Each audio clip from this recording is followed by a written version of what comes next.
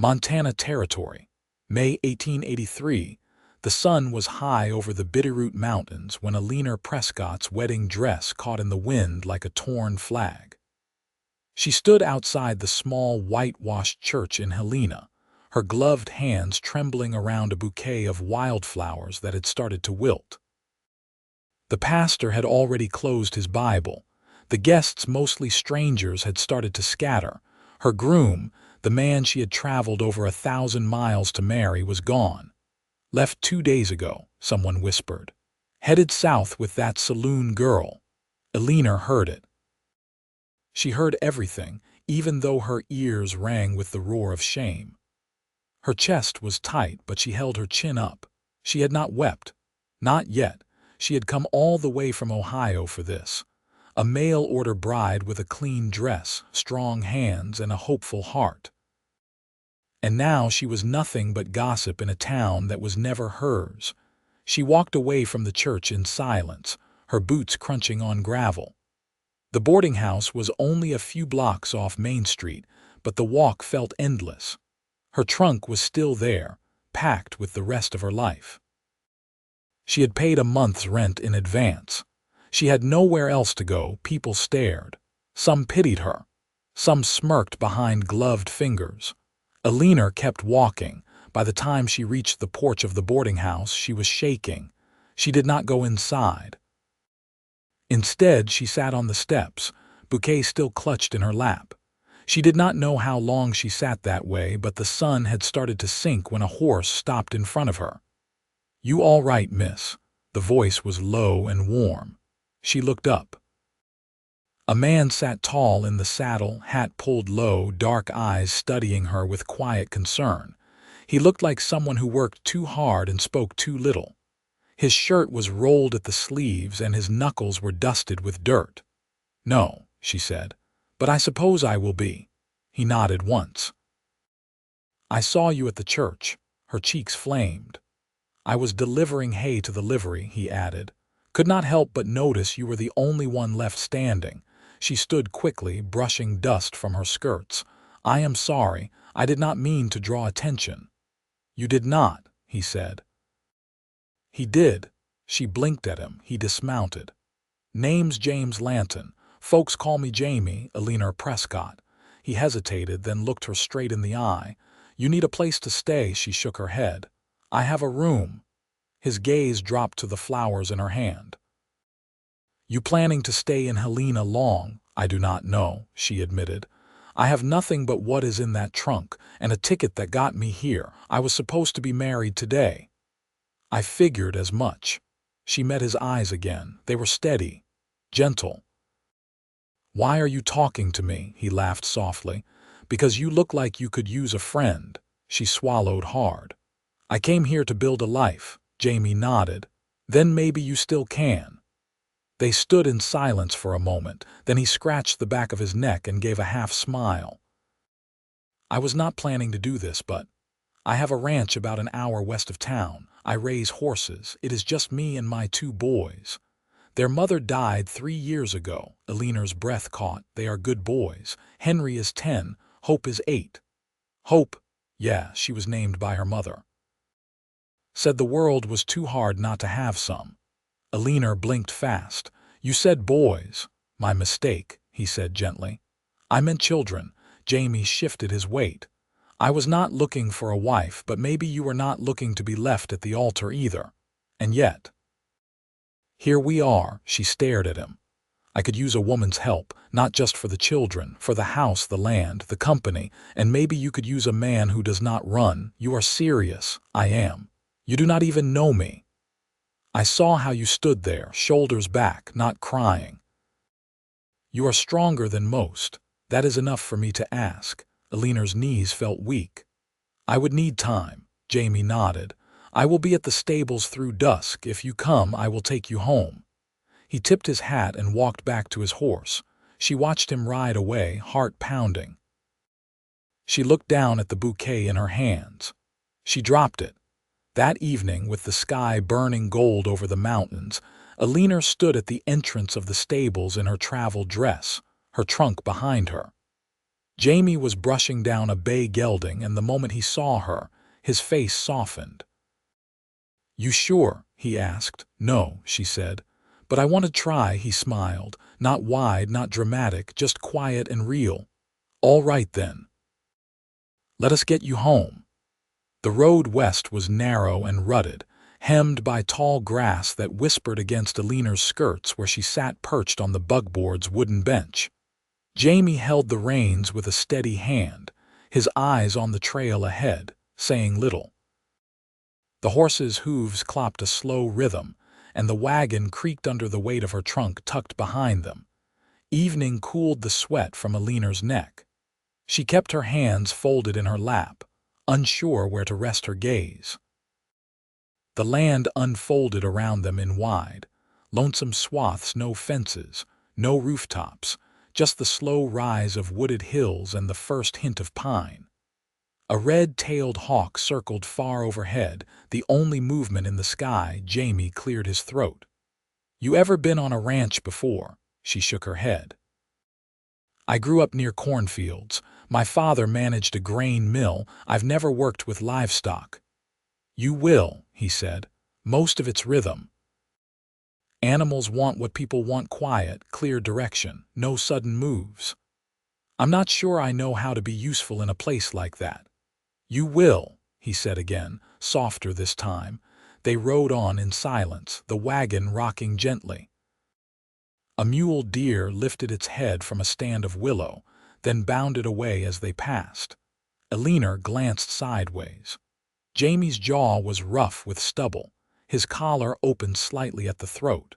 He looked like a man who carried his own burdens without fuss.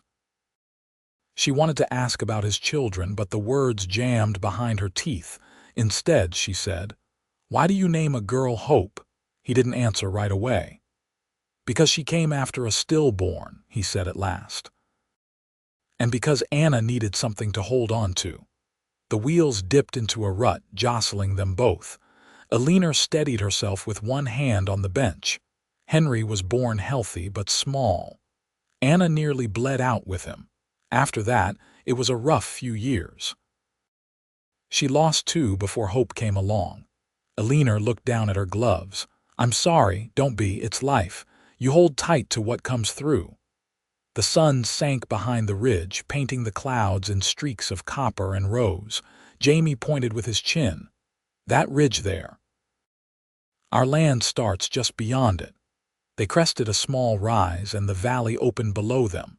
The house sat low and wide near a bend in the creek, its roof gray with age. A lean-to barn stood nearby, and two horses moved in the paddock, tails swishing. Smoke curled from the chimney.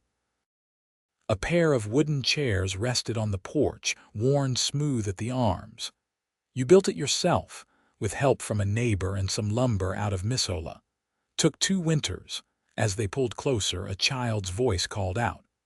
"Pa!" A boy came running from behind the barn, legs long and coltish. A girl followed, her braid bouncing against her back. The boy was shirtless, barefoot, and grinning. The girl had a stick in one hand and a smudge of dirt across her cheek. Jamie set the brake and climbed down. "Henry, Hope, this is Miss Eleanor Prescott. She'll be staying with us a while." The children stared wide-eyed. Eleanor stepped down slowly, unsure whether to offer a handshake or a smile. Before she could choose, Hope stepped forward and said, "You got a funny dress." Jamie gave a low chuckle. "Mind your manners." Eleanor crouched to the girl's level. "It's what I had cleaned this morning." Hope tilted her head. "You got shoes like a school teacher." "I used to help teach the younger girls at church. Maybe that's why." Henry hung back, watching her with narrowed eyes. "Where's your husband?" Jamie's voice came from behind. "That's not something we ask, son." Henry looked away, muttering, "Just askin'." Eleanor straightened. "It's all right, I don't have one." The boy blinked. "You gonna marry Pa?" Hope dropped her stick. "Are you?" Jamie tensed beside her. Eleanor placed both hands on her skirt, smoothing the fabric with care. "I came here hoping to be married, but things changed." Hope squinted. "So you're not gonna leave?" Eleanor met her gaze. Not if I'm wanted. Jamie reached for her trunk. Let's not sort it all out tonight. He carried it inside without grunting, as if its weight didn't trouble him. Eleanor followed, stepping over the threshold into a room that smelled of wood smoke and soap. A stone hearth took up one wall. A braided rug covered the floor near a plain table with 4 chairs. Everything was clean but worn, the sort of home made by working hands, not polished for guests. Jamie set the trunk near the stairs. You can have the loft. It's warmest up there. I'll bring up a pitcher and basin. She nodded, unsure how to thank him. As the children cleared plates from the table and a kettle hissed on the stove, Eleanor sat quietly, watching them move in rhythm. Henry placing forks with practiced care, Hope climbing onto a stool to reach the tin cups. Jamie ladled stew into bowls without speaking. The supper was simple beans, potatoes, and cured pork, but it filled the hollow ache inside her chest. When the children had gone upstairs and the fire had burned low, Jamie sat across from her, elbows on his knees. I don't expect anything of you right away, he said. Just be yourself. That's enough. She looked at her hands. The gloves were folded on the table now, the skin beneath them pale and unfamiliar. I don't know what that is anymore. Jamie leaned back. Then we'll find out together. Outside, the creek murmured under starlight and the wind moved through the cottonwoods like a lullaby. Eleanor listened to it, sitting in a house she hadn't known existed that morning, beside a man who asked nothing but truth. For the first time since her boots touched Montana soil, she felt the edges of something solid beneath her feet. The first morning on the ranch came with the sound of chopping wood. Eleanor stirred in the loft's narrow bed, the wool blanket heavy across her legs, the scent of ash and pine lingering in the warm air. A shaft of sunlight slipped through the window above her head, cutting a line across the wooden floorboards. She lay still for a moment, listening to the steady rhythm of the axe outside. She dressed quickly in a calico skirt and rough spun blouse she hadn't worn since leaving Ohio. Her fingers fumbled with the buttons she hadn't dressed without a mirror in years. Pulling her hair into a loose coil at her nape, she descended the steep ladder to the main room. The fire was already stoked. A kettle steamed atop the stove, and Hope sat cross-legged on the floor near the hearth, stitching 2 scraps of muslin together with a crooked needle. Eleanor crossed to the stove and poured hot water into a tin basin. When she rolled up her sleeves, Hope looked up. You can sew? The girl asked, tilting her head. Well enough to mend a hem, Eleanor replied. Though my stitches aren't as straight as yours. Hope grinned and returned to her task, tongue caught between her teeth in concentration. A few moments passed before she spoke again. Pa said you came from far away. Did you ride trains? I did. 3 of them. Hope's eyes widened. What's it like? Loud and fast. The windows blur the world so you don't quite feel your feet for days after. Did it scare you? Eleanor hesitated. Not as much as what came after. Hope nodded as if that made perfect sense. Outside, the chopping stopped. Eleanor rinsed her hands and stepped to the porch. Jamie stood near the woodpile, sleeves rolled, axe balanced against his boot. He glanced up, a bead of sweat drawn across his temple. Morning, he said. Good morning. You sleep all right? I did, thank you. He nodded toward the barn. I've got to check the fence line north of the creek. There's loose wire again. Henry's coming with me. I'd like to help with something, Eleanor said, if you'll allow it. He rested a hand on his hip. You know anything about chickens? No. But if you show me, I'll learn. Jamie's eyes crinkled slightly. Well then, Coop's behind the smokehouse. They'll peck if you crowd 'em, but mostly they just squawk and complain. I'm used to that. A laugh slipped from him, low and genuine. He handed her a basket from the porch rail, its handle worn smooth. Might be 2 or 3 eggs left if the fox didn't get bold again. She took the basket. Do you have a garden? just some early shoots. Anna planted rhubarb and onions before Hope was born. They come back every spring, stubborn as ever. She nodded, absorbing the rhythm of the place. I can tend them. Jamie studied her a beat longer. We're not rich, Miss Prescott, but we're honest. I'm not looking for riches, she said. Only a place to belong. He gave a single nod, then whistled for Henry. The boy emerged from the barn, pulling on his boots, and the two of them headed off without another word. Eleanor found the coop behind a stack of firewood, its fence patched in places with scrap tin. The hens clucked irritably as she approached, feathers puffed. She moved slow, crouched low, and managed 3 warm eggs without losing a finger. When she stepped back into the sunlight, Hope was perched on the fence rail watching her. "You didn't scream," the girl said. "Should I have? Ma used to," said the rooster was a tyrant. Eleanor looked at the bird in question. He eyed her with suspicion but made no move. Maybe he's just misunderstood. Hope shrugged. "I think he's mean." They walked back toward the house, Hope skipping ahead on the path. Eleanor paused near the porch, knees damp from the grass, and looked out at the pale green slope rising behind the barn.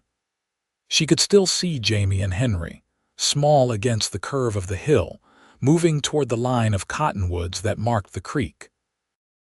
Inside, she cracked the eggs into a pan and added a pinch of salt from the jar by the stove. Hope climbed onto the stool again and watched her closely. "You miss your home?" the girl asked. Eleanor stirred the eggs gently. "I think I miss the idea of it. The real thing was mostly noise and duty. Did you have sisters?" "2.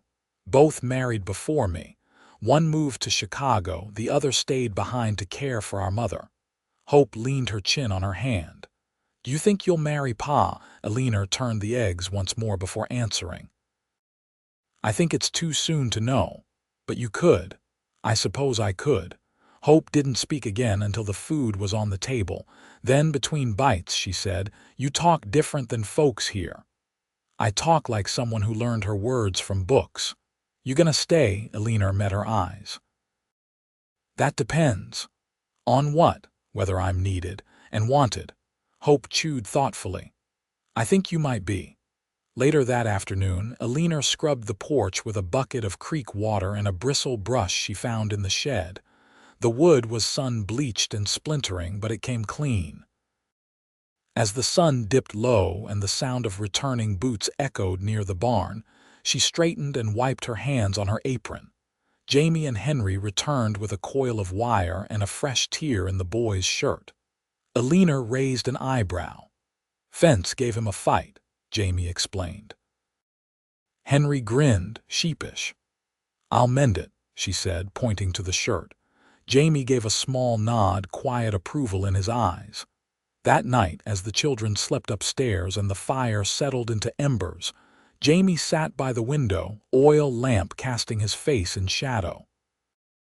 Eleanor folded laundry in the quiet, the rhythm of cloth and breath filling the space between them. "You worked hard today," he said. "It felt good to." He looked at her, slow and steady. "You're not what I expected." Eleanor tucked the last shirt into the basket. "Neither are you." He gave a thoughtful pause. "Maybe that's not such a bad thing." She met his gaze and held it. Outside, the wind picked up just enough to stir the eaves, and somewhere in the dark, the creek whispered over stone. Rain came before dawn. Eleanor woke to the patter of it on the roof, soft at first, then steady, like fingers drumming the boards above her head.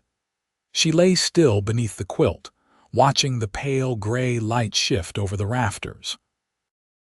The mountains had disappeared behind low clouds, and the air smelled of damp earth and wood smoke.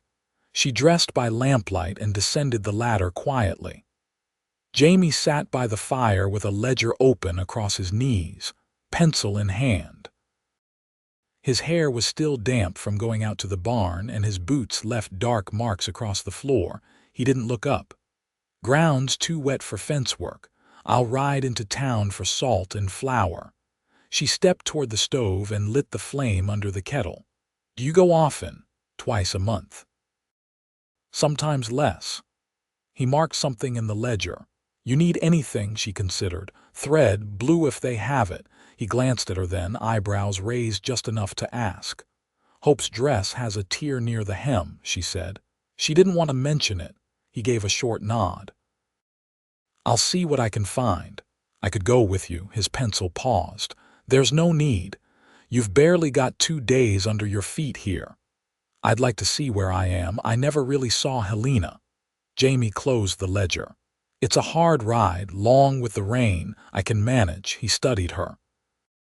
"You'd need a slicker and boots you don't mind ruining." "I've ruined finer things for less reason." Jamie chuckled under his breath. "All right, then. We leave after breakfast." She turned back to the stove, hiding the slight smile that tugged at her mouth. The warmth from the kettle rose into her hands. By the time they set out, Henry had settled near the hearth with a book Jamie had fetched from a peddler the month before. Hope sat beside him, drawing horses in the margins with a stub of charcoal. Eleanor kissed the top of the girl's head without thinking, and Hope didn't flinch. Outside, the world had turned to slate and silver. They rode side by side on horseback, Jamie astride a sorrel gelding, Eleanor on a stocky mare with a patient gait. The road to town was slick with mud, and the trees bowed under the weight of rain. She kept her chin tucked into the collar of Jamie's old slicker, her skirts tied at the knee to keep them from dragging in the muck. "You always ride alone?" she asked. "When I can help it." "Why? Folks talk too much." She looked ahead where the trail narrowed between 2 ridges. "You don't seem bothered by talk." "I'm not. I just don't need to hear it." They didn't speak again for a while. The quiet between them wasn't strained. It moved like the rain present, but not pressing. Helena appeared out of the mist near midday, the rooftops low and dull beneath the clouds. They passed the grain warehouse, the blacksmith's forge, and the mercantile where Eleanor had stood just days ago in borrowed shoes, her name still tied to a man who'd vanished. She hesitated when Jamie reined in near the general store, her fingers tightening on the reins. "You all right?" he asked. "I don't want to be looked at." "They'll look," he said. "Let them. You didn't do anything wrong." She exhaled slowly, nodded once, then dismounted. Inside, the store was warm with the scent of sawdust and tobacco. A young clerk greeted Jamie by name, but gave Eleanor only a glance before returning to his ledger. She wandered past the dry goods, picking through bolts of fabric, her fingers brushing over muslin and gingham. Jamie returned with a sack of flour balanced on one shoulder. "Found your thread," he said, offering her the spool. "Not blue, but close." She accepted it. "Thank you. You need anything else?" She hesitated. "Ink if they have it." He tilted his head. "You write?" "I used to. Letters, journals." "I haven't in a while."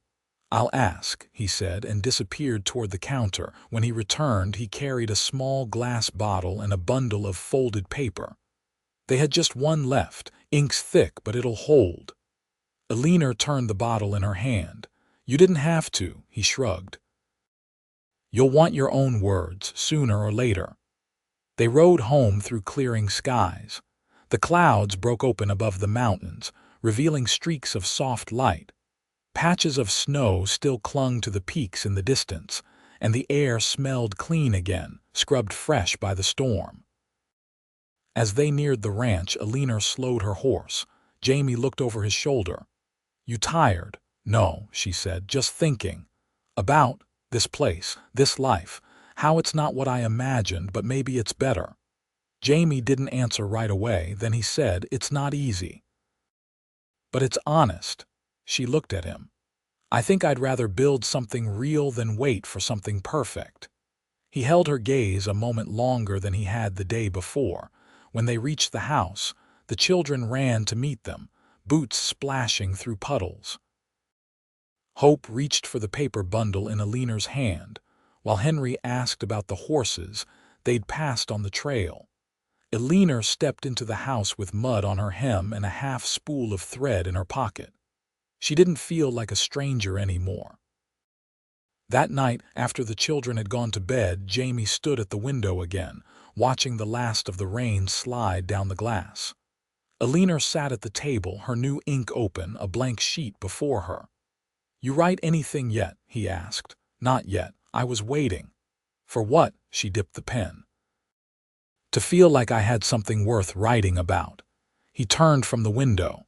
"Do you?" She looked up at him. "I think I might." Eleanor waited until the children had gone to bed and the fire had settled to a slow, pulsing heart of embers before she reached for the sewing basket. Hope's dress lay across her lap, the hem still dark with that morning's mud, the tear just above the ankle seam. Jamie sat at the table, whittling a narrow piece of pine into something shapeless, but smoothing with each pass of his knife. The rhythm of it was steady, and the quiet between them had become its own kind of language, not silence, but space. "I think I'll start a garden," Eleanor said, threading her needle. "Not just herbs, beans, squash. Maybe cucumbers if the soil will have them." He glanced over, knife paused mid-shave. "You think there's time for all that?" "There's always time if you're willing to rise early." Jamie leaned back slightly. "We've got an old plot behind the smokehouse. Anna used it once. Never took to it after." "I'd like to try," she said, stitching the muslin with small, careful pulls. "I want something that's mine, something I can coax from the ground." He nodded, running his thumb along the shaved edge of wood. "You want seed? I'll ask at the mercantile next trip." "I'd appreciate that." Jamie scraped again, slower now. "You planning to stay that long, through planting?" She tied off her thread, not looking up. "I wouldn't ask for seeds if I meant to leave." He set the carving down, the wood pale against the table. "You've done more here in a week than some do in a year. I notice things like that." Eleanor folded the mended dress, smoothing the fabric. "I wasn't sure I'd be of use." "You are." The quiet turned heavier, not tense but full. She stood and crossed to the hearth, placing the dress in the basket with the others. When she turned back, Jamie was watching her, his hands folded in front of him. "I keep waiting for this to feel unfamiliar," she said, "but it doesn't." "Maybe it's not about time," he said. "Maybe it's about fit." She walked to the table, resting her hand lightly on the edge. "I don't want to be a guest here. You're not. I don't want to be a burden either." "You're not that either." He stood slowly, eyes steady. "I meant what I said. I wasn't looking for anything, but you showed up anyway." "Maybe that's the only kind of thing worth trusting." Eleanor stepped closer, voice low. "I didn't come here to find love, I know. But I've found something better, respect, steadiness, a place to put my hands."